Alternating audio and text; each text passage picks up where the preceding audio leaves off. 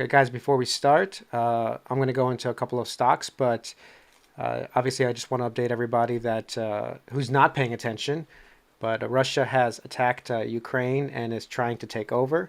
I don't know all the details personally, even though I am Russian. I am not from the Ukraine, though. But still, this is a terrible situation that, with besides affecting the stock market, obviously, and I think that's only in the interim. I don't think this is a long-term thing for the stock market, but that this is the kind of world we live in where oligarchs or dictators like Putin are allowed to reign free because no one's really going to do anything to stop him. Let's face it, he's going to just take over. And he has the army to do it. He has nuclear weapons. So I don't think Ukraine is going to put up much of a fight here. Just to be realistic in the whole thing, I don't want this to happen. I'm not even worried about the markets being affected by this because I'm going to show you something in a minute, but that is not the major concern here. The markets will recover, especially the United States markets. This will not have an impact, a lasting impact on us, unless it's a world war, which I don't think it is, but who the hell knows what's going to happen. Just want to point out a couple of little stats here. So moving on from the Ukraine thing, because I am no expert on Ukraine or Russia anymore. I've been in America for a long time, so I have no idea what's going on there. Let me get into the markets. So this is a tweet that was sent out by Gavin Baker. Reality of what is happening is tragic. Some perspective on the market impact of comparable events. And here they're showing events, what happened. So North Korea invades South. The total drawdown was 13%. Days to bottom was 23. Days to recover, 82. The whole point of this little table is that it's showing that the markets do recover. It takes some time sometimes, but it's not that long. So here was the longest one. Pearl Harbor attack was the worst one. Total drawdown 20% and days to bottom 143. So, well, here's Iraq. Iraq invades Kuwait. 17% drawdown, 71 cent days to bottom, and 189 days to recover. So it still took 6 months to recover here. So I'm not saying this will be fast, but there's always a recovery ahead. Average days to bottom is 20. That's the average. Average days to recover is 43. So you're talking about a month and a half, an average of recovery. And the median actually is interesting. Days to bottom is 6 and days to recover is 17. So today might not be that day of the bottom. I really don't think we're that far away. We've already been bottoming for a while now. I did want to discuss Tesla because, usually we don't talk about it and it's a Rob Maurer thing. It's such a big company, such a large market cap, so many people are covering it. But I did want to briefly touch upon the fact that when there's a lot of FUD out there for a company like this, like Tesla, this is the time you're supposed to be looking to accumulate or going into high conviction plays like this one for me. So Tesla, ENPH, these are things I'm looking at. So the farther they drop, the more interested I am, not less interested. So it's the total opposite of the market. Of course, I did have some cash on the side. It's important to have some and be ready for such moments. And so I was a little bit ready, and I have some cash on the side, and I'm looking to deploy it slowly into this bleeding market and to go into higher conviction plays like Tesla and ENPH. We all have spec in our portfolio. We can talk all day about FUV and lemonade and everything else, and that's great. But that's supposed to be a smaller part of the portfolio, at least in my opinion. The larger part is supposed to be things that we know will do well over time. And the reason we feel like we know this will do well is because, well, Elon has told us over and over we are growing 50% year over year. They are super highly profitable. Massive free cash flow. We know this, okay? Opening Giga Berlin, opening Giga Texas. So these things are in the works that are going to just blow this stock up in terms of hopefully positive, not negative. And it'll just go higher. The bet is not that Tesla will 10x for me. We're going to talk to Warren Redlich soon, and he's going to be on the podcast. Actually, we're going to be on his podcast, just FYI. We know his price targets of 10,000 plus, wherever robo-taxis go and whatnot, but my belief is that I don't need a 10x to be very happy with my investment. I want a 10x, don't get me wrong. But if Tesla does a 2, 3, or 4x, and from here, in fact, the lower it goes, because we know it's worth around $1,500, right? So that means we have a double right now. And then if you project out another, like let's say 2025, 2026, shouldn't be we over $2,000, $3,000 a share?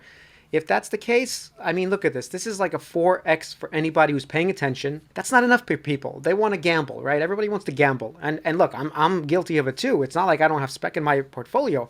I'm just saying that as the market sort of contracts and speculative plays get totally smashed, you can dump all your money into that, or you can dump your money into something high quality like Tesla, like ENPH, You get to choose. I'm not going to choose for you, but those are my two high conviction plays that everything else can fail if those two do well, because I have like 60% of my portfolio in these two guys. So, but let's talk about what Elon has been up to. The fact is his behavior sometimes leads the stock price to get hammered more because FUD comes in, right? So he helps the FUD out a little bit by, tweeting what he does or saying what he does.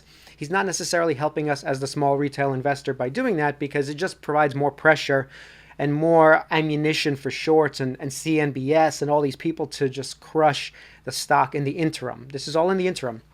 And once again, am I even sad that Elon's doing this? Not really, because my plan is not to sell at around 1,200 anyway. I wasn't going to sell. So if it's at 600 or 700, well, I'm going to buy. And in fact, today I bought. I just want to point it out that in our Discord, I already pointed out before, but let me just show you that, yes, I bought Tesla today. This is for our Patreon members. And I bought 15 shares of Tesla, around $700. I actually had a price for $715.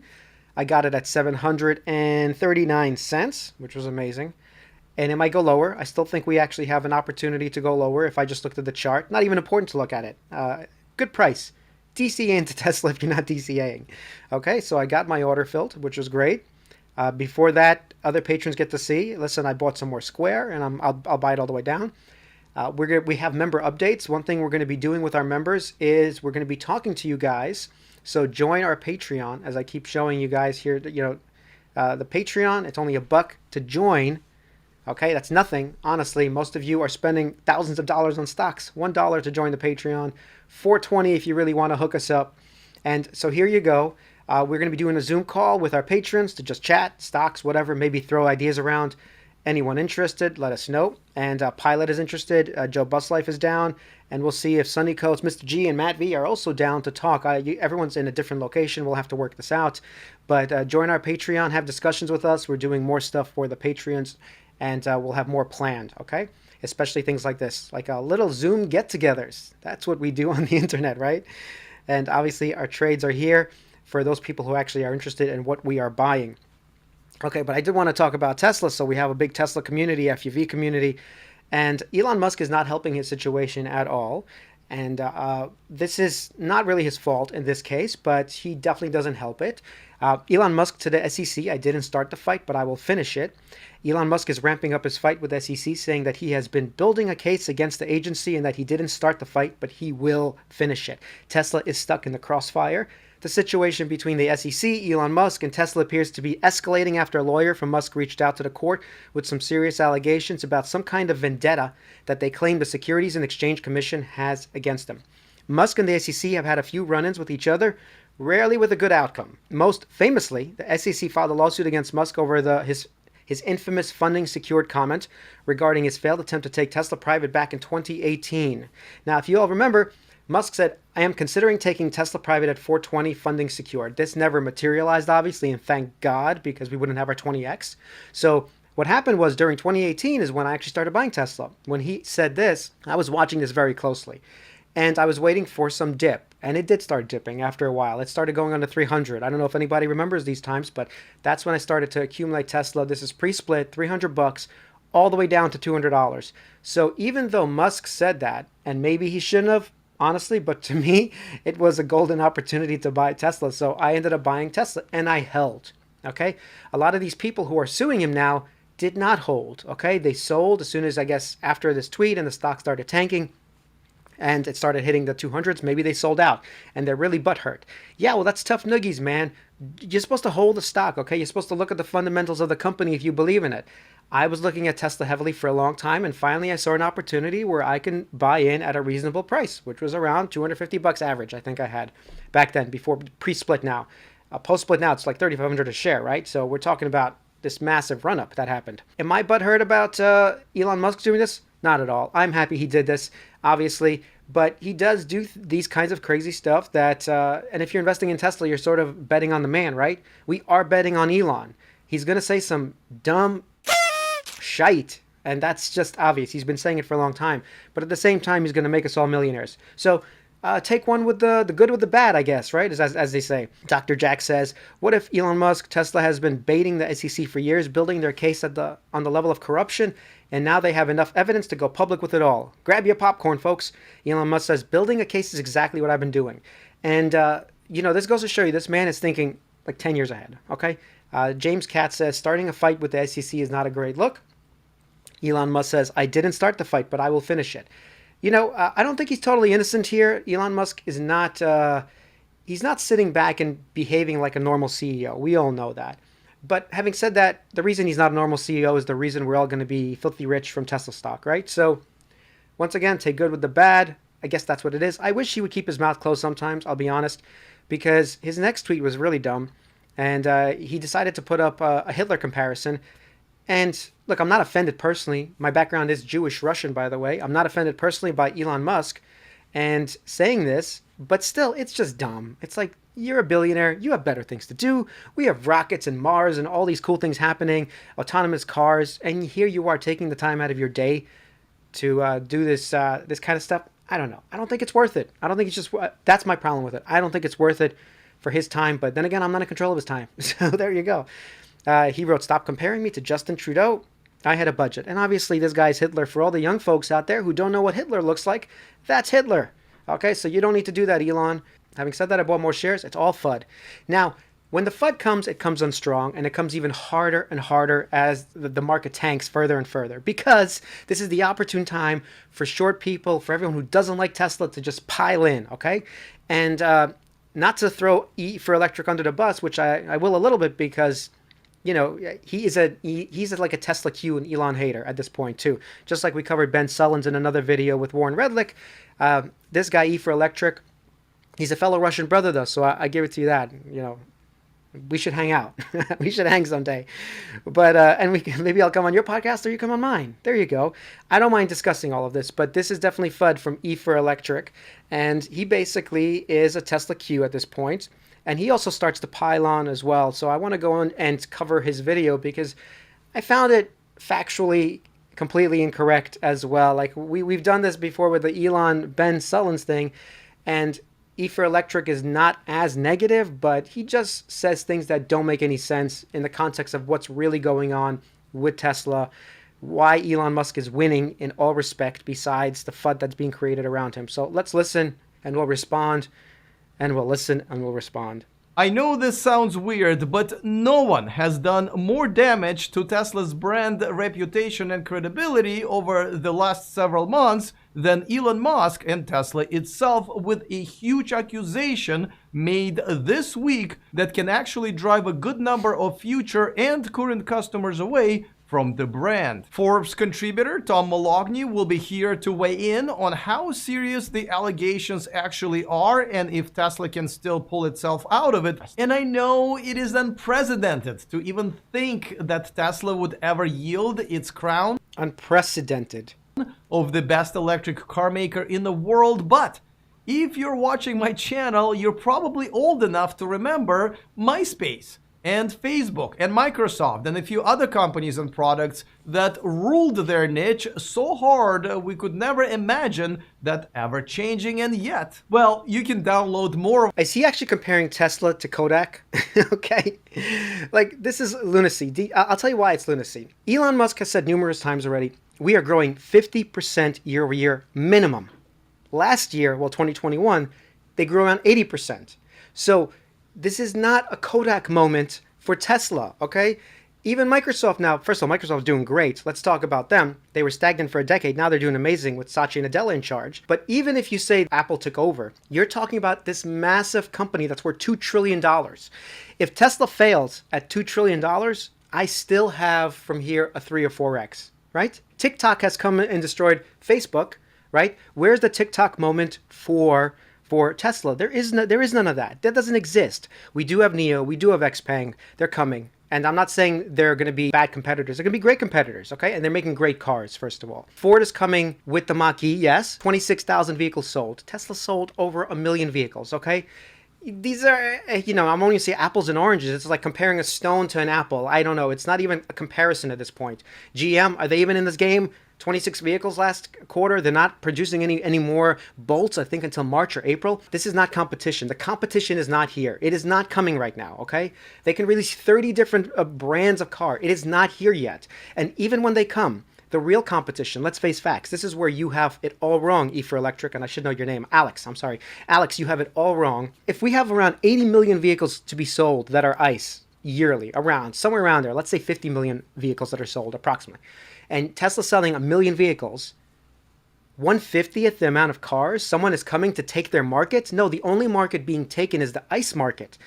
This is just intelligence. Let's use our brains here. No, there is no Kodak moment here for Tesla. There's no Kodak moment here for NIO, even for GM if they grow their EV division. This is all the beginning of this happening. So I don't know where you're getting this, Alex, because you are totally just a Tesla Q at this point, because we see how fast Tesla is growing. So we have another decade that Elon said of 50% year-over-year growth.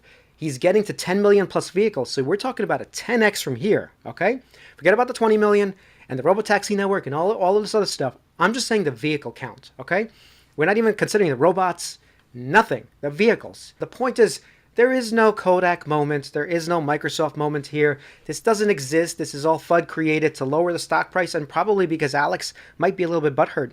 I think you were a Tesla bull at one point, but I think you sold your shares too early. I think you might have done it maybe pre-split, maybe at $400, maybe at $300. And it's possible you are a little bit hurt that we had a 10-20x increase since that point. You might be a little bit hurt that this has happened to you. And I understand. I've messed up situations. I had AMD at $2, Alex, but I don't hate AMD. AMD is growing, okay? $2 I had him and I sold him at $2.50. I lost on that one, Alex. And I'm sad. I really was. Could have made a lot of money on AMD, but I messed up. And you probably messed up here too. It's okay. You should just come out and say it.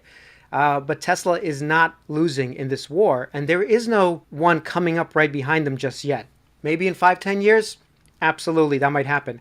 But by then, Alex, I might be retired. So you have to face facts what's going on. Tesla is winning, and the lower the price goes in the stock, maybe you should get back in instead of trying to tell us how we should all get out.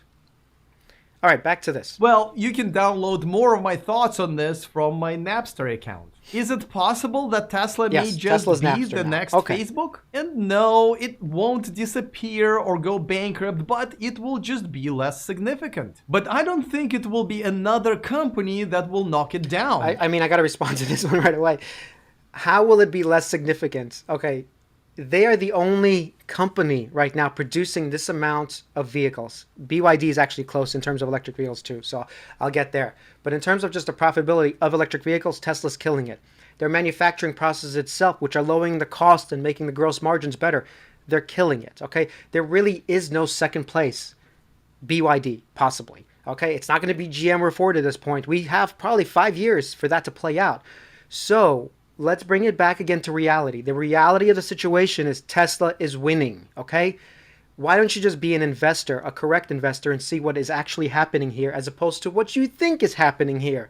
Look at the facts. I don't like people who don't look at facts. It's really just, it's the one pet peeve I have when you talk out of your ass and you don't look at the facts, because nothing is showing me what you're saying is true. It is not Napster. It is not Kodak.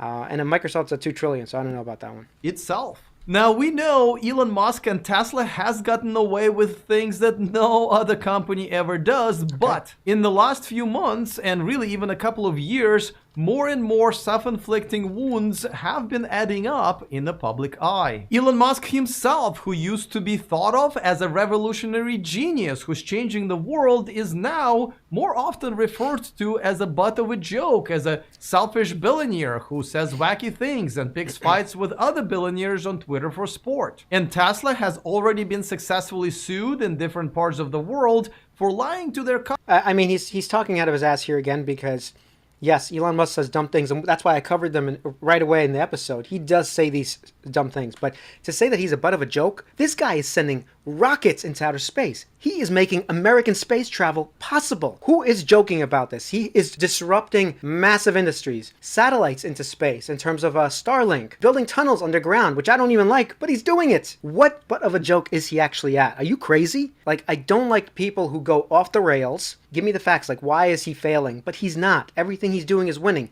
And in fact, his Twitter following, if we just go to his Twitter following, let's go there for a second. Okay, let's see Elon Musk failing in terms of even social media. Okay, 74.8 million followers. Okay, and he's following 110 people. That's a really small list, Elon. You got to pick some more people to follow. But 75 million people that are following Elon Musk because he's failing. Dude, you got to get it together. I need some real facts here. And Tesla has already been successfully sued in different parts of the world for lying to their customers about what they get for what they paid for. From the full self-driving features to the name itself, which is now banned in Germany as misleading. Well, I'll cover this. I'm not a full self-driving bull just yet. And in our Discord, we do talk about it all day long about full self-driving and everything, so you guys can check that out. I don't know about this full self-driving coming out this year, next year. I have no idea when it's going to happen. One day it's going to happen, 2025, 2030, fine. And Elon Musk has sold it as something that is real, that is coming, because he believes it in his brain. So you might have a point there that not every country is going to approve of this right away. There's going to be probably a lot of legal hurdles to get full self-driving approved everywhere, even when it does actually, like Elon is done building it and it's out of beta. Fine, I'll give you that one, but he's actually one of the only ones who's doing this. There aren't a lot of people at his stage in terms of making full self-driving a reality, but there are some. Mobileye, which you could have brought up, which you don't. You could have talked about GM's cruise division, possible. Waymo, like, give us facts, man. That's all I'm saying. Weak South Korean regulators have gone after Tesla for exaggerating the range of the cars and refusing to refund deposits when customers cancel their orders. No, you can't take your $100 back. How are we supposed to pay people to send you emails about changing your delivery date every month? I go back and forth on this one. So let me go to the Discord real quick and show you guys that I do have an order for a Model Y. And I did put my $250 in 2020 already. This was, we did a video, and I'll post the link to the video. We already did this. Basically, I ordered my Model Y in 2020. I paid the $250. It was supposed to come in June, and all of a sudden, I get another, I didn't even get an email, by the way. I had to look in the app, and because Carlos texted me that his date was changed to December, and I looked in the app, and my date was changed to August. So Elon is changing my date, Elon personally probably. He watches the channel. And he's changing the date to August, and he's not telling me. He's not saying, do you want a refund? Do you want your money back? In this case, I kind of see there could be an issue that, look, if you're changing the date on me constantly, then maybe you should say, hey, we're changing the date. Do you want your refund of $250? But then again, I'm buying a $50,000, $60,000 car. Actually, it's around $60,000 now. With inflation, it keeps going up. So basically, $250 that I'm putting down, I personally don't expect it tomorrow. And if I don't get it tomorrow, I'm okay with it. I still have my RAV4. It's a shitbox, let me be honest, but I still have it. It drives okay for now. And one day the Model Y or whatever will replace that car, an electric car. My point being that, Alex, you might have a point here that he should just refund the $250 to people who want it back. I think this is more FUD. This is the problem, that even though this is $250 I paid down and I could lose if I say, hey, I don't want the Model Y anymore, it's a $60,000 car. That's number one. Number two, there's such a long line of people waiting for this car that you're basically waiting a year anyway. If 10 people, 100 people, 1,000 people decide, I want my money back, is Tesla actually going to like fail or lose out? If that happens, there's somebody right behind them to take that car. And the same people who are saying, give me back my $250 are probably the same people who'll be buying it later for more because they still want the car. The car is really good. I have the car, okay? There's no other car that compares to this car. And I am a Tesla realist, okay? I'm a bull, but I'm a realist, okay? If there was another car that I loved, I wouldn't pay $60,000 for this one. You crazy? It makes no sense. I am mathematically based. My background's engineering. I do not buy $60,000 cars because I think that Elon Musk is cool. That is not why we buy them. This is the best vehicle ever made at this point. And probably for the next 3, 4, 5 years, it will be the best vehicle ever made. That's fine. At one point, Ford and NIO and all these car companies will possibly start to catch up. And then we'll have an equal footing. But this doesn't exist now. So the articles you're talking about, well, this might be actually true that he should give me back my $250 if I don't want it. It's a little bit more FUD that'll tank the stock price, which will make me buy more shares. So once again, I thank you, Alex. You're actually a good dude for doing that. All right. And on top of that, NHTSA has started investigating Tesla's phantom braking problem this month, which has become an issue for many full self-driving customers where their cars just slammed on the brakes for no reason, which can also be said about most women I've dated in college. Okay, Alex, I'm going to respond to this full self-driving. So at least you're being accurate. If it's full self-driving, not autopilot for me, I use it daily, okay, when I'm driving the car. I really don't get phantom brakes on autopilot. Please in the comments tell us if you actually do get some phantom braking. I've never personally experienced it in autopilot. Maybe I have a later version of the software. and it doesn't do that anymore. Full self-driving, I don't have, and it's in beta. The fact that beta users are getting problems with their beta software, once again, where are the facts in this, okay? I'm not even an FSD bull. I don't think people should be paying $12,000 for software that isn't ready. I'm actually of that belief. So me and Warren and Carlos are going to talk on Saturday, actually, and I'm not sure when it's going to be posted, maybe Sunday or Monday by Warren's channel, but we're going to talk about this, that full self-driving is still a dream. It is not a reality, okay? And the people paying 12 grand, which I did not, I do not want to pay 12,000 for software. I actually know how hard software is, so Elon's timelines are all over the place to me, and it might happen in 2025. I personally don't care. That's when I'll buy it. That's when I'll buy full self-driving, 2025. But saying that beta software is causing some issues, are you crazy? Have you never used any beta software at all? And obviously it's a car, it's more dangerous, but that's why it's also being rolled out slowly to people across the world, right? I think it's 60,000 people testing out right now. Not a million people are driving in beta software. The people who are testing it are taking responsibility upon themselves to actually test it, all right? It is up to you if you're using this that you are careful using it because it is not guaranteed to work. And when Elon at some point guarantees it to work, and then he has insurance that covers full self-driving, I'm a buyer. Let me put it this way. So you're not actually being very honest here. You have to explain that this is something that's in a very small minority of Tesla users and people in the population. Maybe they're experiencing this phantom braking. Possible. Does it mean that they're correct to sue or do anything like that? I don't know if that's necessarily correct. But sure, let the situation play itself out and we'll see what happens. But I think you're just piling on a little bit more FUD and not giving the full picture of what's actually happening. Many full self-driving customers where their cars just slammed on the brakes for no reason, which can also be said about most women I've dated in college. And by the way, Alex, I do like your jokes in between, your dry humor. I actually do watch your channel, so I'm responding to all of this, but I actually like a lot of what you say. And when you do cover things without having this sort of Tesla Q type of a thing, I like it, all right? So I'm a fan. Not a fan like Ben Sullins is a fan of Tesla, by the way. I'm an actual true fan. I watch your channel. In fact, you can see I have subscribed to your channel, okay? I am one of those people. I'll even give you a like. So, this week, the California Civil Rights Agency has filed a lawsuit against Tesla alleging some really serious and flat-out disgusting multiple occurrences of racism. And this is serious. I don't even want to list the horrible things that have been alleged. You can read the lawsuit if you want, but I do believe in the due process, and I hope that we withhold the final judgment until all facts are out, because we are so good at it here in the United States. However, what was equally disturbing was the reply from Tesla to these accusations. Instead of taking the accusations seriously and committing to getting to the facts and hopefully making changes, Tesla's response, echoed by highly criticized post by Elon Musk, has mainly concentrated on suggesting that Tesla is the victim. I actually don't have enough information to respond to this. I have heard about this lawsuit. So if this is happening, obviously no one should be discriminated against, and whatever's happening at the factory should be completely stopped and taken seriously. Having said that, I really can't respond any further because I don't know what was Elon's response, but let's go back real quick just to see what his tweet was.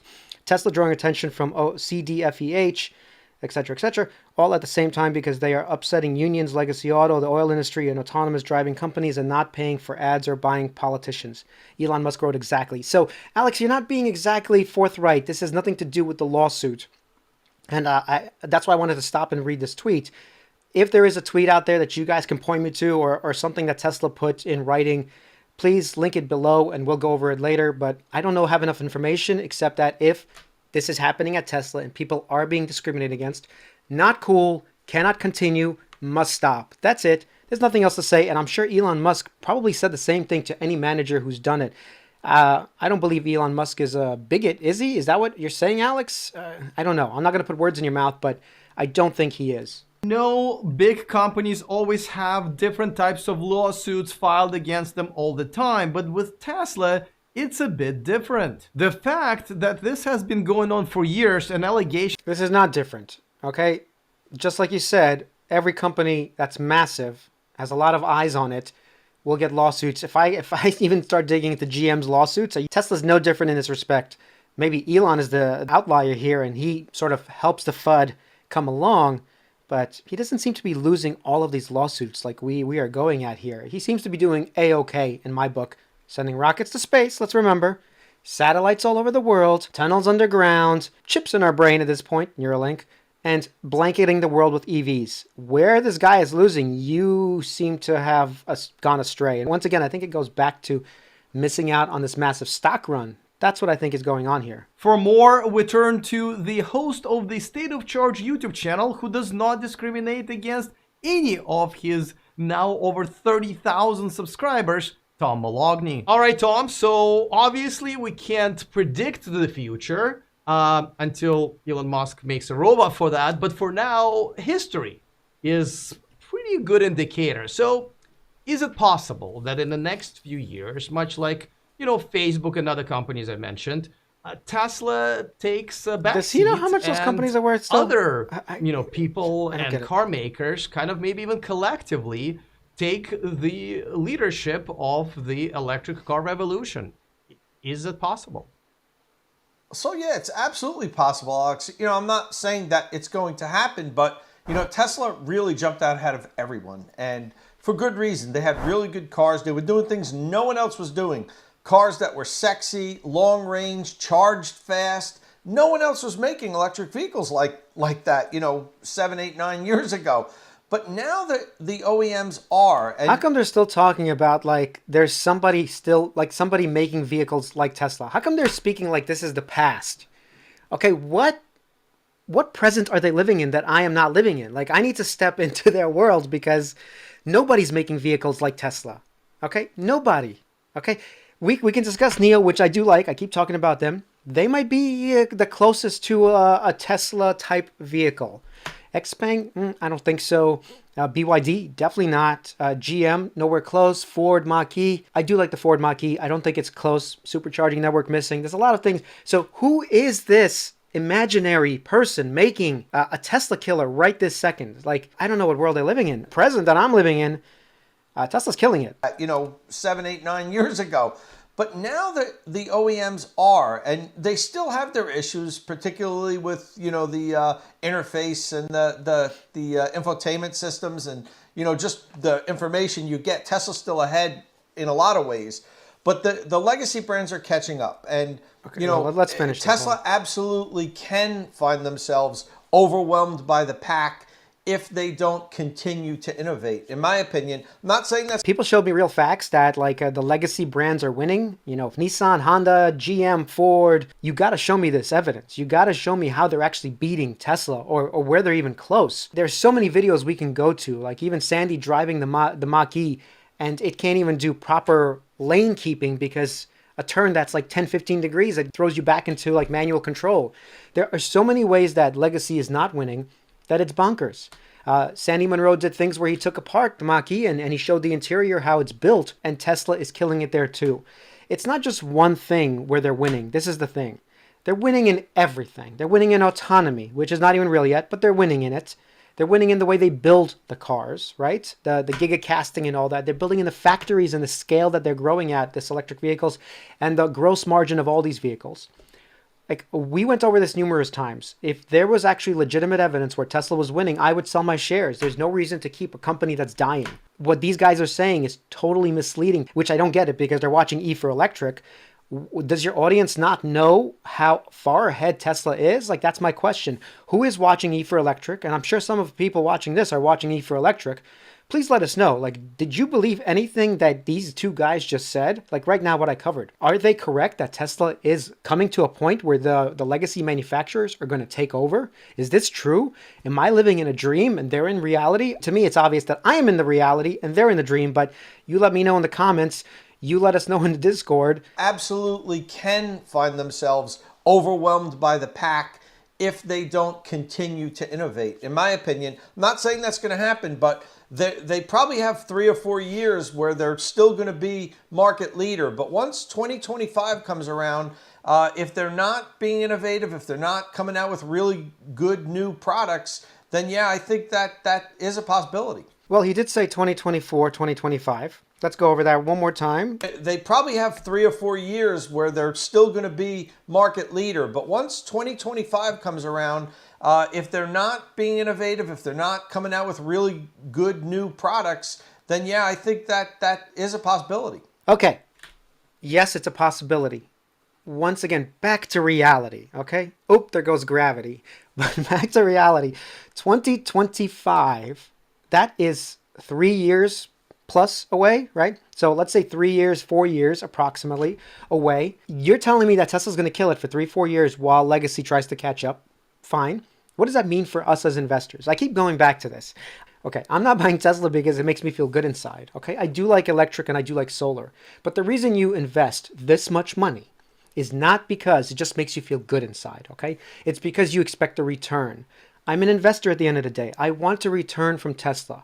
From what this gentleman says, I forgot his name, he basically says we have 3, 4, maybe 5 years of Tesla winning, okay? But he's framing it in a way that they're going to lose eventually, like if they don't innovate. What evidence do you have that Tesla is not innovating?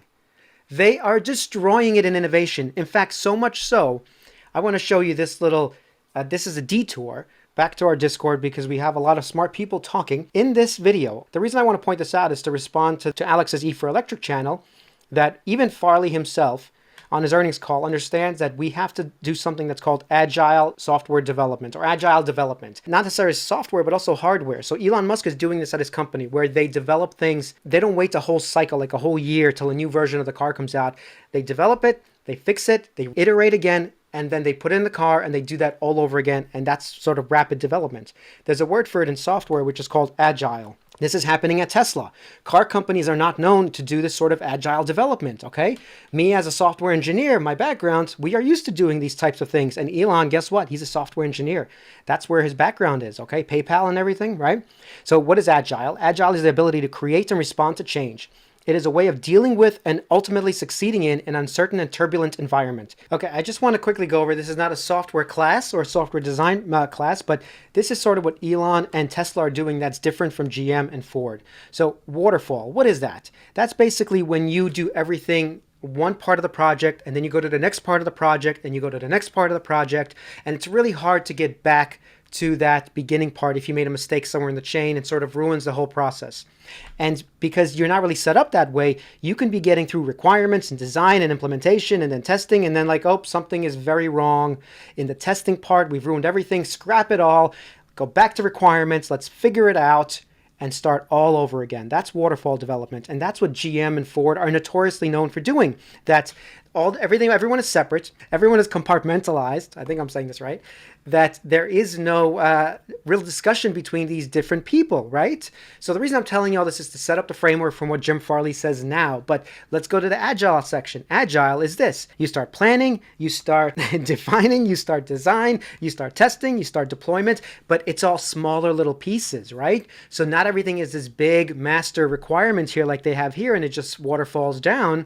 This is in a loop. You keep going. You keep refining it. You test it. You put it back into the system. And now everything is still functioning because you're always testing. That's what's important. You're always improving it and you're always testing it. Improving it and testing it. That is this agile method that Elon Musk and his company seem to want to do because he's a software guy. He is not a total hardware guy or a car guy, right? So he's used to this process. That's why he's building rockets faster. That's why he's sending rockets to the space station, right? When other people can't do that. There's a reason because he is following this methodology very closely while GM and Ford are following this slower, more progress where this is like a 5-10 year plan, right? You do the requirements, it takes you 6 months. You do the design, it takes you 6 months or a year. You have to then start to implement it and build the factories. I mean, look what Elon Musk is doing. He's building factories before he has permits. This is how he thinks, okay? He's not waiting for those things. He is just iterating on the whole thing until it becomes perfect because you have to iterate to get better and you have to iterate fast. And that is his philosophy. That's why it's different. Now let's go back to Jim Farley. What does Jim Farley say, right? All in their own silos. Even within engineering, different components in the vehicle are engineered in their own silo, not from a total system standpoint. So for example, the instrument panel may meet all the specs for size, weight, and cost. It might be the best instrument panel in the world, but it may not be optimized for the entire passenger cabin. Or the suspension may be best in class, but maybe it was over-designed from a total system standpoint. Here's what Farley had to say about the lack of systems integration. But on the cost side and the profit side, I guess we have learned so much about the lack of integration in our engineering operations as we compared our engineering of Mach-E to others that are best in class. And we are finding lots of profit opportunities as we get after that integration between engineering, supply chain, and manufacturing, even within engineering. If I showed you our cooling system from Mach-E, it has 4 motors, probably needs to be 2. It has 60 or 70 hoses, probably needs to be a third of that. And those are the opportunities we're going after. And we are not going to wait for next year. We're not going to wait for a minor change. We are going to re-engineer that vehicle now and then use that expertise for Lightning, E-Transit, and of course our all-electric platform. And so this is perfect. I'm going to show you exactly back to this waterfall versus agile process we keep talking about. Ford and GM are not known to be software developers, okay? So they don't have this ingrained in their brain. They are doing this while Elon Musk keeps doing this.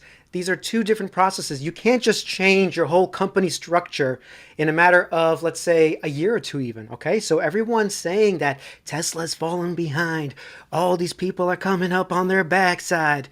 The only people actually I would even consider coming up are like the companies doing this agile process, which are the Chinese manufacturers like NIO, like XPeng, maybe Rivian, and they're not even anywhere close to Tesla scale and level of ability to create. This is where it's important. Farley is starting to recognize that we cannot keep doing this waterfall process, and we have to do agile.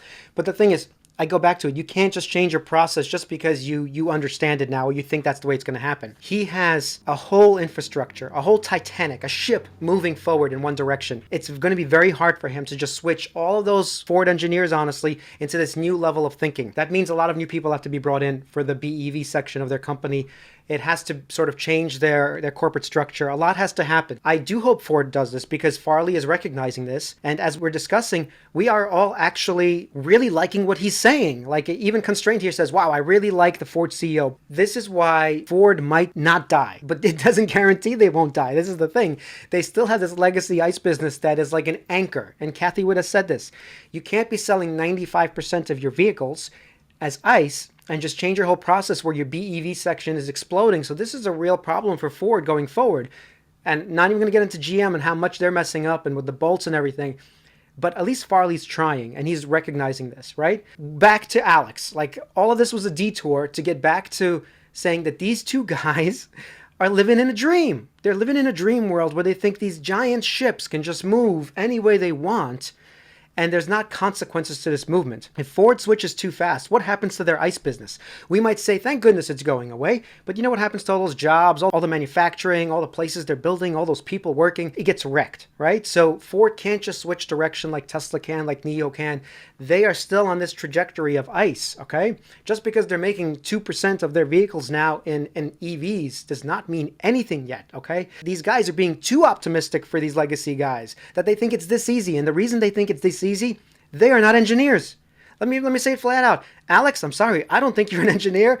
And my guy right here, I'm not sure what his name is, but you know, he's not an engineer, okay? I could be wrong. Please tell me, sir, if you watch this, that if you're an engineer or not, and I'm totally off base here, but I think these two aren't. They think it's easy just to change these things.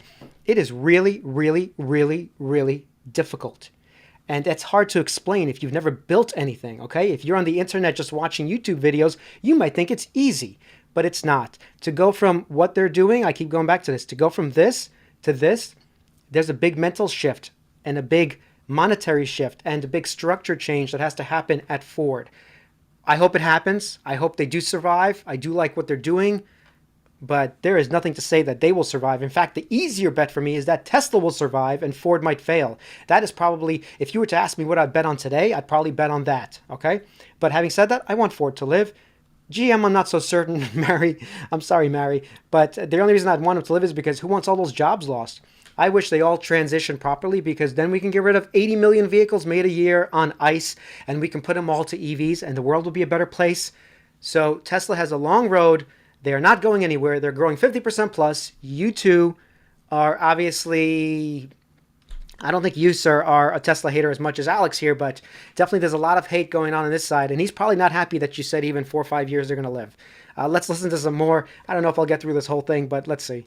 Now, up until now, Tesla and Elon Musk, much like Donald Trump, actually, love him or hate him, somehow they found themselves in this universe where they can get away with so many things that others can't, right? But is there something that's been happening in the last year or so, including that huge lawsuit with some horrible allegations? Is there something that you think out there that can actually finally break them if they don't really start taking it seriously? Well, yeah, all these little things have kind of chipped away, I think, at Elon Musk's credibility for a lot of people. Going back to, the SEC, going after him for saying he was going to take the company private, and then the diving situation with the pedo comment, and, this extremely unfortunate tweet that he made this week, which is incredibly inappropriate. Those things are all adding up. And, it is chipping away at his credibility. And he's the face of Tesla. So that makes people not happy with the company when they're not happy with the CEO. So, I think it's a problem. And I think he really needs to take a step back and take a look at what he's been doing and the direction he's taken the company in and the impacts his actions have on Tesla, the company.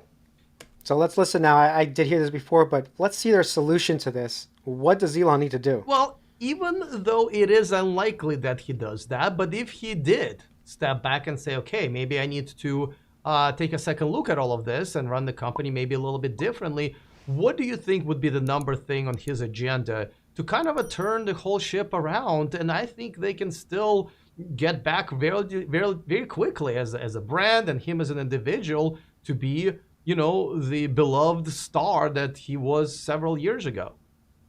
That's the easiest question you've ever asked me, Alex. I believe he needs to hire a CEO and empower that person, not just a puppet CEO. Empower that person to make decisions.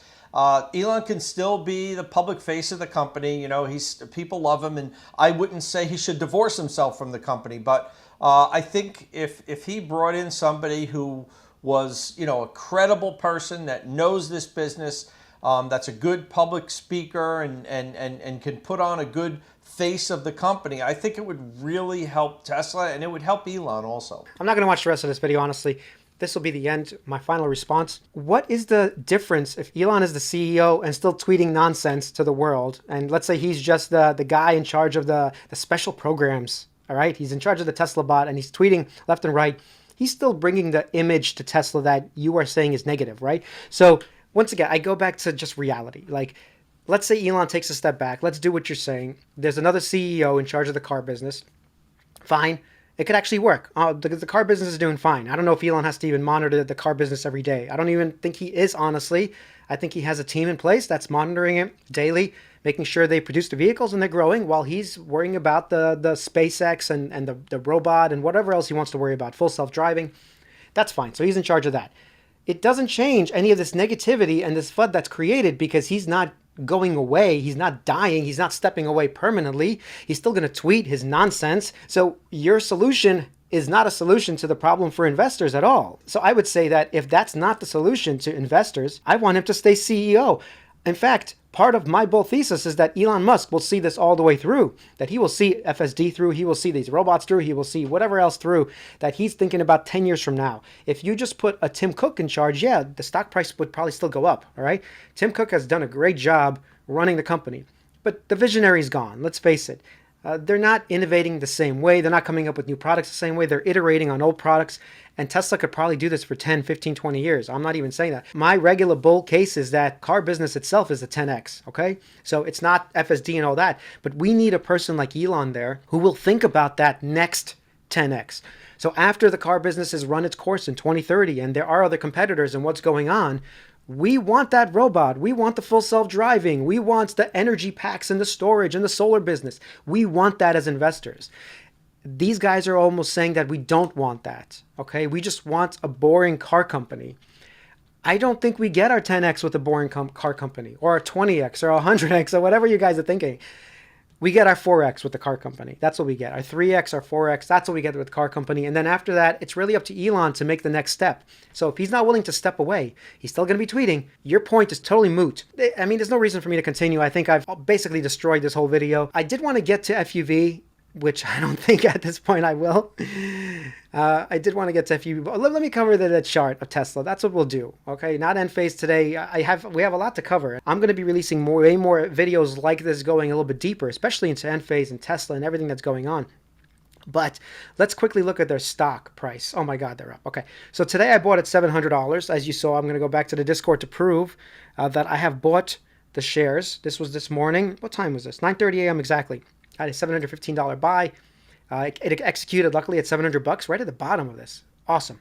Okay, doesn't mean it's not going lower. So here we are. We're at 771 right now when I'm recording this at 2:15 p.m. We're holding this line at around the $700 mark. That's great. But look, having said that, I feel we're in this channel for Tesla. This video is not really about the stock price. I think it's a great time to DCA into Tesla. If you're thinking about that this is the end of the world for Tesla, you have no conviction. Zero conviction right now, and I can't help you, okay?